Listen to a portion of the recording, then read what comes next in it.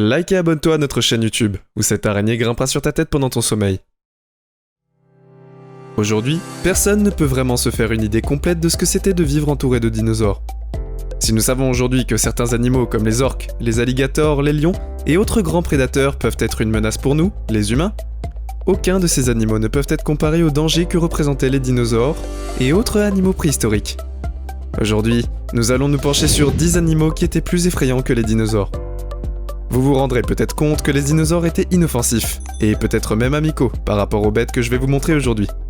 Je parlerai également de certains films qui nous ont donné des idées sur la façon dont ces animaux étaient représentés. Et je comparerai ces idées à des faits réels qui vous feront comprendre comment les créatures de la vie réelle étaient un peu plus effrayantes que ce que nous voyons à l'écran. Restez à l'écoute jusqu'au numéro 1 et découvrez un animal dont vous serez reconnaissant de savoir qu'il s'est éteint. Numéro 10. Arthropleura. Je vais commencer par un animal qui n'était pas aussi gros qu'un dinosaure. En fait, ce n'était même pas un carnivore. Mais je suis sûr que vous seriez assez effrayé et probablement un peu dégoûté si vous le rencontriez aujourd'hui. Et je suis sûr que vous préfériez voir un dinosaure plutôt que cet animal. L'Arthropleura était un mille-pattes qui pouvait atteindre une longueur de 2,5 mètres. Ce qui signifie que s'il se tenait à l'extrémité inférieure de ses 1000 pieds, il serait plus haut qu'un sapin Noël. L'Arthropleur est connu pour être le plus grand invertébré de tous les temps. Avec un tel aspect, je doute qu'un prédateur ait voulu l'embêter. Numéro 9. Dunkleosteus. Aïe, même le nom sonne déjà effrayant. Si vous vous demandez à quoi ressemblait cet animal, laissez-moi commencer par vous dire que le Dunkleosteus était un poisson. Bien sûr, il ne s'agit pas d'un joli poisson tropical ou même d'un requin, comme celui de Jaws. Ce poisson préhistorique mesurait 33 pieds de long, ce qui signifie qu'il était presque 2 fois plus long que la hauteur d'une girafe de la tête aux pieds. Cependant, ce qui rend cet animal menaçant, ce n'est pas seulement sa taille, mais aussi ses dents acérées. Les os de sa mâchoire n'ont cessé de croître, jusqu'à ce que leurs bords deviennent si pointus qu'ils se frottent les uns aux autres. C'étaient des outils utiles pour percer et mâcher leur proie. Ce poisson était aussi lourd qu'un hippopotame et pouvait facilement attraper sa proie, en moins d'une seconde. Numéro 8. Jeckelopterus. Le Jeckelopterus était un arthropode aquatique. La meilleure façon de l'expliquer est de souligner que certains l'appelaient scorpion de mer géant. Vous imaginez ? Si les scorpions sont déjà effrayants, je ne veux pas imaginer ce que ce serait de se retrouver face à face avec un scorpion géant au milieu de l'océan. C'est une expérience qui m'éloignerait définitivement des eaux. Le nom Jeckelopterus vient d'Otto Jeckel, un paléontologue allemand qui a été le premier à décrire l'espèce. Bien que sa taille maximale n'ait pas été encore confirmée, certains experts pensent que le plus grand des Jeckelopterus pourrait avoir atteint une longueur de 2,5 mètres, ce qui le rendrait plus grand que l'homme s'il était debout. On pense que cet animal a vécu en eau douce, ce qui en fait une menace pour les autres arthropodes et les petits poissons. Les pauvres animaux n'avaient aucune chance contre cette énorme créature. Numéro 7. Hélicoprion. Et voici un autre poisson sur notre liste. Ou peut-être pas. L'un des faits les plus fous concernant l'hélicoptère est que personne n'a été capable de le classer correctement et de l'associer au groupe d'animaux que nous avons aujourd'hui. On peut dire que c'est un poisson parce qu'il a vécu dans l'eau, mais les paléontologues n'avaient pas assez d'informations dans le classer. Ses dents fonctionnaient comme une lame circulaire. Sans dents adéquates dans la mâchoire supérieure, cette créature pouvait vous gommer et vous mordre en même temps. C'est assez effrayant et dégoûtant. Et les dents du bas étaient acérées. On peut donc supposer que l'hélicoptère était un carnivore. Ce que les scientifiques ne peuvent pas encore déterminer, c'est s'il s'est nourri de petits ou de grands animaux. Ils ne peuvent que spéculer car ils n'ont toujours pas trouvé de restes de crâne pour déterminer correctement son régime alimentaire. Une chose est sûre, cette étrange mâchoire est plus que suffisante pour nous effrayer tous si nous devions la rencontrer dans l'océan aujourd'hui. Numéro 6. Liopleurodon. En son temps, le Liopleurodon était en effet le plus puissant prédateur aquatique avant son extinction il y a environ 155 millions d'années. Cette créature a régné sur ce qu'on appelle l'ère jurassique, l'âge de ce gigantesque monstre marin. L'homme n'avait même pas commencé à marcher sur 2 pieds, et même pas du tout. Nos grands ancêtres n'existaient même pas alors que ce gigantesque animal marin mesurait environ 25 mètres de long, et ressemblait un peu à un crocodile. Il avait de longues rangées de dents pointues, et il utilisait ses dents pour chasser. En fait, le Liopleurodon était un si bon chasseur que d'autres gros poissons comme le Lixiviate et le Thesaurus en avaient peur. En fait, malgré le fait que le liopleurodon avait besoin de respirer de l'air, il passait la plus grande partie de sa vie en mer. Et était incapable de quitter l'eau. La question est maintenant de savoir pourquoi un si bon chasseur s'est éteint. La réponse est probablement trop simple. Il était simplement trop beau pour être vivant. Alors qu'un animal est trop beau pour être un prédateur, il tue toutes ses proies, et quand il le fait, il meurt de faim et s'éteint. C'est tout simplement la loi de la jungle. Numéro 5. Sarcosuchus.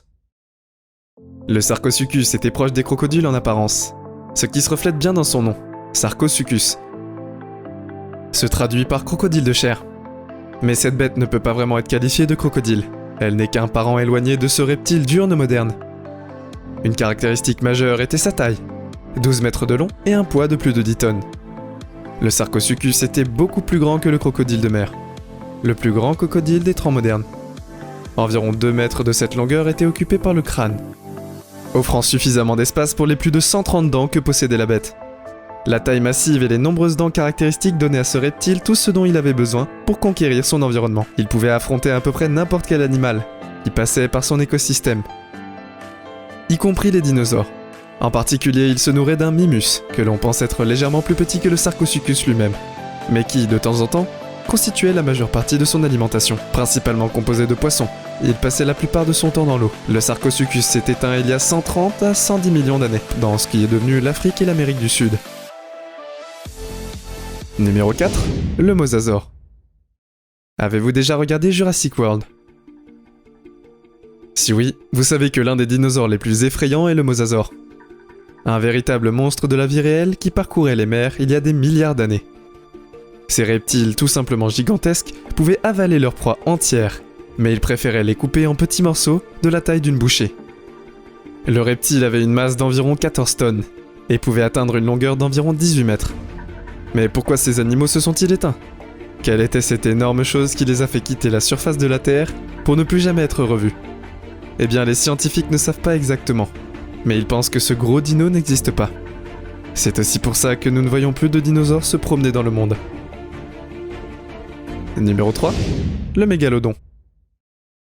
Étant un requin, le squelette du mégalodon était fait de cartilage, ce qui signifie qu'il avait disparu depuis longtemps avant que les scientifiques ne le rencontrent. Une grande partie des connaissances actuelles sur cette espèce de requin disparu a été déduite principalement de ses dents. Selon des approximations, la bête aurait pu atteindre plus de 20 mètres de long et pesait 60 tonnes. Ce qui signifie qu'il était bien plus gros que le plus gros poisson vivant aujourd'hui, le requin-baleine, qui mesure en moyenne 12 mètres. Le mégalodon était assez grand pour s'attaquer aux baleines, ce que même les féroces grands blancs des temps modernes ne feraient pas. Outre sa taille avantageuse, cette bête a connu d'autres adaptations qui ont consolidé sa position en tête de la chaîne alimentaire. Elle avait par exemple plus de 270 dents dentelées, suffisamment fortes pour pouvoir écraser certains des plus gros animaux de l'époque, comme les baleines. Le requin avait l'une des forces de morsure les plus mortelles du règne animal. Selon des modèles récents, le mégalodon pouvait générer une force entre 11 et 18 tonnes avec ses mâchoires. Une des forces de morsure les plus fortes de la planète. Cela suffit à écraser une voiture. Les scientifiques pensent que ces requins vivaient 15 ans, il y a 9 et 2,6 millions d'années. Numéro 2. Le Quetzalcoatl. Le Quetzalcoatl est l'un des plus grands ptérosaures connus avec Arambourgiana et Adzegopteryx. Sa taille est difficile à évaluer en l'absence de fossiles complets et d'animaux actuels pouvant servir de référence pour de telles estimations. Lors de sa découverte et description en 1975, les premières estimations de son envergure atteignaient environ 16 mètres, en faisant la moyenne de 3 hypothèses, à 11, 15,5 et 21 mètres. En 1981, l'inventeur du genre Douglas A. Lawson révise fortement à la baisse son évaluation avec une envergure de 11 à 12 mètres. En effet, il s'est avéré que les Quetzalcoatl étaient munis d'ailes bien plus courtes que prévu. En 2010, Mark Whitton et ses collègues l'évaluent entre 10 et 11 mètres. Sur ses pattes arrière, sa hauteur au niveau des épaules serait de plus de 3 mètres. La masse de l'animal a été initialement considérée comme très modeste, au regard de la taille de l'animal, de l'ordre de 70 kg. Paul Gregory en 2002 et la plupart des estimations publiées depuis les années 2000 fournissent des valeurs sensiblement plus élevées, entre 200 et 250 kg. Numéro 1. Le zeuglodon. Zeuglodon signifie simplement le lézard royal, et c'en était un en fait. Cet animal a vécu il y a environ 15 millions d'années, et est la première baleine préhistorique connue de l'homme. Cette baleine mesurait environ 12 mètres, et possède l'un des plus grands corps de tout animal préhistorique confondu. Il était le principal prédateur de son environnement, et il se nourrissait de requins, de gros poissons et d'autres types d'animaux marins. Contrairement aux crustacés modernes, le zeuglodon était capable de mâcher sa nourriture entière sans l'avaler. Mais malgré sa taille et son effroi, cet animal est éteint aujourd'hui. Que s'est-il passé pour que le zeuglodon disparaisse de la surface de la Terre ? Eh bien, la plupart des scientifiques croient que cet événement a été causé par des impacts de météorites d'activité volcanique, ou même d'un changement soudain de température. Mais voir à quel point cet animal est gigantesque, ne devrions-nous pas être heureux qu'il soit éteint ? C'est tout pour aujourd'hui. Nous espérons que vous avez apprécié cette vidéo autant que nous avons aimé la réaliser pour vous. N'oubliez pas d'aimer la vidéo, de commenter et surtout restez au courant de nos prochaines vidéos en vous abonnant et en cliquant sur la cloche de notification. Comme ça, vous ne pourrez rien louper du prochain contenu de la chaîne. Passez une belle journée.